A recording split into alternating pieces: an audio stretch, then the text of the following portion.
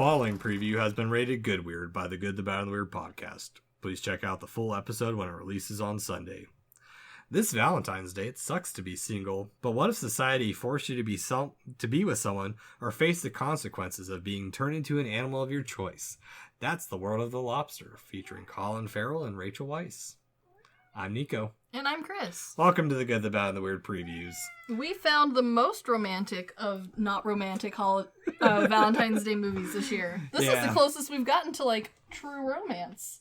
Well, for these usually much more gory and murdery. We could have done true romance. We could have, but where's the fun in that? Well, true romance is... Well, no, it is a romance movie, pretty much. Yeah, no, we decided on The Lobster. Just one of the offbeat ones that wasn't like our normal route of going on like something that was like the couple never ends up together, they end up hating each other kind of thing. You know, I really enjoyed this one because it was such a commentary on like, should you be together? Should you be single?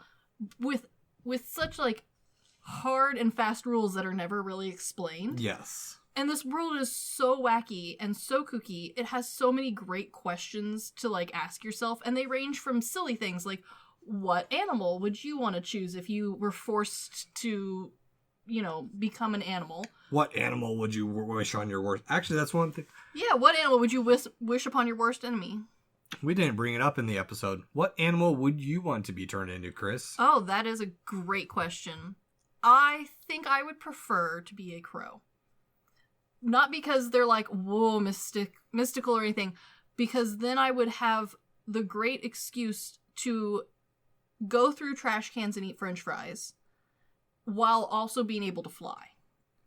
Good because, answer. like, raccoon would be my next choice, but raccoons can't fly. They can climb real good, which would be fun, but I feel like flying would be more fun. And crows feel like they have a good time. The crows in my front yard look like they have a lot of fun all the time. I can see that. What about you? What's your animal? Probably a cat or a stoat.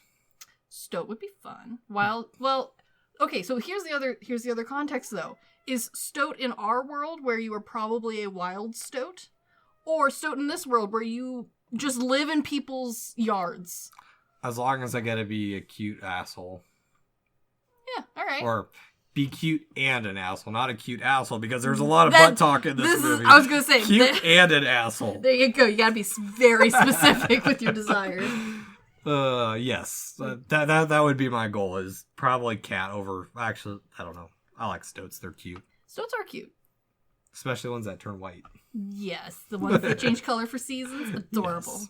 But yes, back to The Lobster.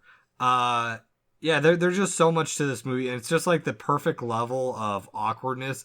It is so awkward without ever triggering my like adjacent awkwardness problem. Yeah, it nails the awkward teen drama without being a teen drama. Yes, because teen dramas, I often have the problem where like the characters are so embarrassed by their awkwardness that like I have a hard time getting through them usually. This one, I never had that problem, despite the whole thing being just the dumbest level of awkwardness. Yeah. Like, their pickup lines, their, like, ways of introducing and, like, talking to each other in general.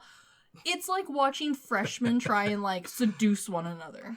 Oh, that is still where I'm at. I have zero game. You know what, though? So, you know what? These people prove, though, that even the ones with the lowest game can still find happiness. Yeah, I relate to this movie a lot, so I'm a little biased in our review, I guess, but I freaking loved this one because, like, I as someone who's like once you like become a couple, you discover that like other couples think that you should hang out with each other solely for the reason that you're both couples, and like I'm not about that life. Y'all hang out with my husband without me at least once a week. Yeah. And it's not like, oh, you guys have guys' night and we have girls' night. We have girls' night like maybe 5 times a year. Not because they don't hang out together. I'm sure the other girls hang out all the time. I cannot handle that much people time. Yeah. And so like I very much like found it so interesting, the commentary on like the couples in this movie, because you're required to be a couple, but at no point is anyone like, oh yeah, this is my actual friend. Yeah. That I just hang out with. Because, like, that's very much how I see relationships is, like, you find your bestest friend and you're gonna marry him. You gotta hang out every day, sleep over every day, and if you, like, occasionally fart and judge each other's farts. Like, that's the level of relationship that, like, I think people strive for. Mm-hmm. This movie, though's commentary was, no, your goal is just not to be solo. Yeah, pretty much. But, like, at no point does it go into, like, why couples are better. Like, all of their reasonings for being a couple are like, well, you don't want to choke and die. You don't want to, like, have a heart attack by yourself. It's what society expects of you, basically. Yeah, like, at no point does it, like, really, like, promote it. And, like, I loved this commentary of, like, oh, well, we both have a limp, so we should be a couple. Because I find it so interesting, especially as someone who's been married for now quite a while. Mm-hmm. I'm seeing a lot of my friends and even, like, younger siblings and stuff who are getting married young. And you're like, you guys aren't going to make it. You guys aren't going to last. But they're like, oh, but we hike together. Oh, we both like spaghetti. And it's like, that's adorable. That's not how this works. You can only be into that for so long. Yeah. You gotta find that depth there. And to the flip side of the coin, the loners in this movie, they're the single people who have just taken it to the extreme where they're hating, like, society because they don't conform to what society expects of them. And, like, at no point does it, like, make an effort to be like, well, the single people are trying to, like, be themselves. Like, no one has hobbies in this movie. No. No one has any, like... You're wrong. They do have hobbies. Their hobbies are boring. No, some people like swimming. You're not wrong, but, like... like, that is... It's the one hobby we see in the whole movie.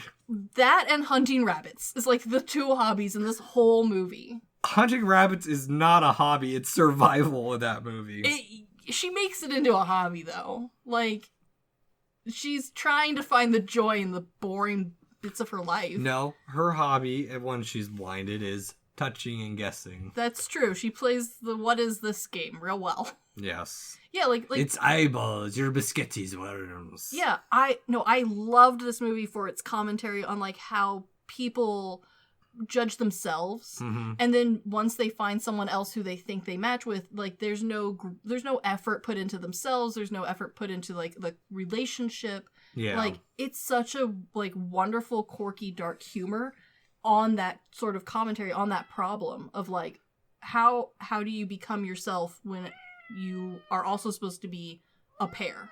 Yeah, and it also seems like they don't really know who they are either. No, and I love how there's not even really, like, a conclusion at the end. Like, we see a lot of romance movies where that is the plot. Like, oh, I don't know who I am without my spouse.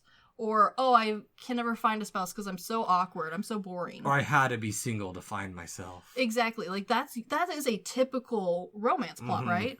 But this movie is like, yeah, no, everyone in this movie is made out of salt and flour and are the driest and boringest character development that you can think of, and they don't care. Yeah. Like, that's fine. That no one's upset by that. No one develops. No one really matures. No one finds themselves. No one even, like, picks up a book or a hobby. That's the thing, is I do think they do find themselves, but it's in a very... It's an interpretive find themselves in an ambiguous manner that is up to you as the viewer to what fits your narrative of the movie. I think this movie leads the watchers to, like, find themselves, which is great. I love that. It's super fun because, like, you can have such different interpretations of the ending and even all the way through. Yeah. But, like, the characters themselves do not ever have that eureka moment about themselves. No, it's us having their eureka moment for them, again, happening off screen from what's actually happening. Yeah, exactly. It's really fun. Yeah, there's a reason it's a provocative movie, and it does well for definitely what it really is. I mean, it's just kind of quirky and odd. It is quirky and odd, and I think if you're one of those people who likes movies with, like, the vague or unanswerable end, I think this movie's gonna be right up your alley. Oh yeah, like. Honestly, this is more thought-provoking than most of the other ones that we've talked about. Yeah, especially thought-provoking in regards to relationships, I'd say, because we kind of ignore a good chunk of that, or it's like Ready or Not, where we're more focused on like, she blew that person's head off. There's a goat pit. It was dope. Yeah, exactly. It was super dope. But yeah, like relationship wise, you're not really focused on it. Like that's kind of our typical anti-Valentine's Day movie. Yeah. And this year we went with one that like if you felt like it, you could really like do some digging, do some reflecting on self-worth, value, and how you see yourself. Yeah. Or you could ask, what's your fursona? I fucking hate you so much. I knew you were going to bring that shit up. This man wanted to be a lobster. Good for him.